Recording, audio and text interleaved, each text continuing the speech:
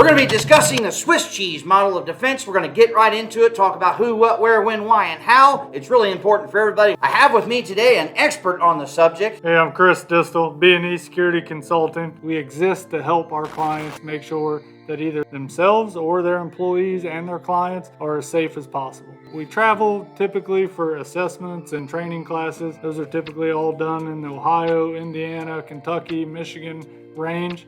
What is the Swiss cheese model? What I'll say first is apparently anybody can be called an expert nowadays if you're calling me an expert. Yeah. How did someone find a way to incorporate food and Swiss cheese into security, right? Yeah. So the Swiss cheese model really began in the medical world. That was a model that was used to try to reduce human error in, say, an operating room. And so when you think of a piece of Swiss cheese, it's obviously usually a square in nature, thin, and it has a bunch of holes in it, right? Well, if you take another piece of Swiss cheese and you hold it up to the first one, typically those holes aren't never going to line up, right? And then another, and another, and another, until eventually you just see cheese because there are no more holes, right? There's holes in individual pieces. That theory applied in the medical world, and it applies just the same in the security world. Layers to make sure I don't croak on the table, you know what I mean? Right, absolutely. Yeah. Everything's a layer to try to reduce the risk of harm to an individual or reduce the chances of someone breaking into your home. The Swiss cheese model basically says that every layer of security that you have, whether it be commercial or home, has holes in it. Absolutely. Every single layer's got holes. So you might think you got it all together, but if you don't sit down and take the time to actually diagnose that level of security and find that there's holes in it, you're going to be in trouble. That's accurate.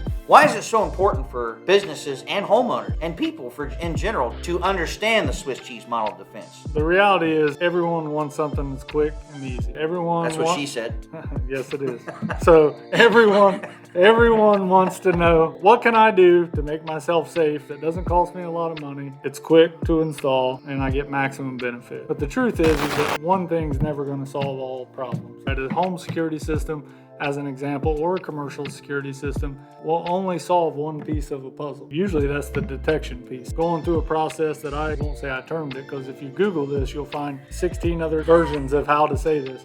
But all those experts out there, exactly right? Yeah, so I'm going to put my own expert spin on it. The first step for my security plan should be to deter those individuals from even wanting to make that. You ain't getting in here, Jack. Exactly right. Make yourself a hard target. Make them choose someone else, and hopefully that someone else has done the same thing. They don't like their odds in this scenario. And then we get into the detection phase, where it doesn't matter what you do, you're not going to deter everybody, right? If someone's committed, they're committed, and they're going to do what they set out to do. So you could have the best deterrence plan in the world. Someone's going to take you up on it and call your bluff. Well, I want to know that they're there, and I want to know that something is happening, whether I'm in my place of business or whether I'm on vacation at the beach and someone's breaking into my home. Detection is very important, and now they're here. And it's time to deny them from doing whatever it is they came here and set out to do. They made it past some of our layers, but we've got more layers planned for them, and that's in the denial phase. Again, when you're thinking through your own home security plan or your own commercial security plan, are you deterring people? And if you are you detecting people? And if you are you prepared to deny them access to whatever it is that you're trying to keep them from doing? Deter, detect, deny. Everybody remembers double D's, and we all know why. 3 D's is pretty easy to remember. I'm sure Rodney Carrington made a pretty good money on those double D's, didn't he? He absolutely did. He made He a whole made a career about it. Right? So made a song about it. Well, how do I layer deterrence factors? Well, you make it hard on them, right? You have good lighting outside. You have good landscaping, so you have clear lines of sight. Numbers on your mailbox are readily identifiable for first responders to see. Out back, you've got cameras or whatever, which that kind of starts folding into the detection piece. The bad guy sees those cameras, so that's part of that deterrence package as well. Some of this bleeds over. I didn't realize it went that deep, man. That's Absolutely. Awesome. The goal is to slow the bad guy down, because now he knows he's been busted, he's been detected, right? He's found your security system while breaking into your home. Whoops. The whole crap, right? He knows the police are probably on the way. He's got to make a decision. And I'm inside of his brain now. He goes on in because that's the decision he made. And now I have layers with upgraded deadbolts on my front door. 70% of home invasions happen at the front door. And what type of screws are holding that faceplate in? It comes with them little short brass screws that just go right into your door jamb. Well, size really does matter, huh? That's exactly right. Have you ever tried to rip off a door jamb? I have, yeah. It's easy, right? From a denial standpoint, upgrading my deadbolts and putting 3-inch screws into those faceplates so that they go into the studs of the wall. That's a denial layer or Swiss cheese layer. If you've taken the time to get into that type of detail with your security plan at your house where you're changing screws on things, wow, then he probably knows you're serious, and that's not the only layer you've put in. But without a professional in your corner, regardless of who that professional is, if they know what they're doing and they're worth their salt, they're going to absolutely be there for their client. I've called clients and said, hey, did you know there was a pretty high spike in crime in your area, and it was this type of crime predominantly, and that's just right down the road from you. Just wanted to give you a heads up in case you're not monitoring crime reports like a nerd like me does. But that's another layer, if you will, of security, is that follow through. Absolutely. You have to change as things change around you. Where does this plan need to be implemented? Everywhere, Tim. I mean, if you go back and watch our situational awareness video, There's a link in the description below for both those videos, Situational Awareness Part 1 and Part 2. taking a layered approach to everything you do is only going to help you, guarantee you success down the road. Deter, detect, deny. All three things matter. How can all these people get together and get involved in the security plan? First, you need to educate yourself. Start asking your colleagues, your peers, what do you do? Maybe go to some businesses or homes that are of similar size and functionality as yours. You can have every Swiss cheese layer under the sun. You can have every hole covered.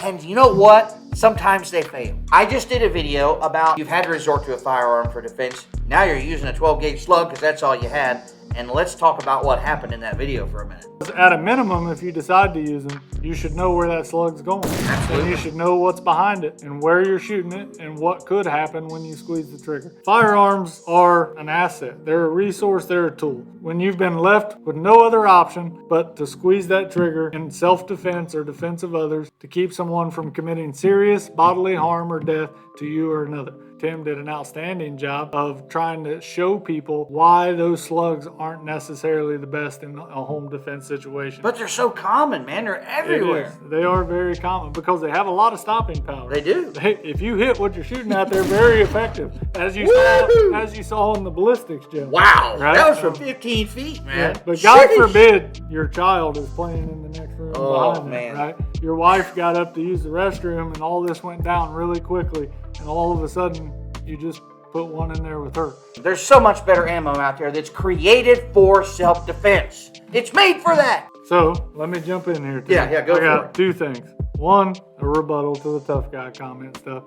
I don't care if you're cold as ice and you got ice running through your veins and you aren't the shaky guy. Rambo! And you put those rounds down range and there's rounds nicking your ear and you ain't moving, right? You don't even notice it. Stonewall Jackson. You're that guy or gal.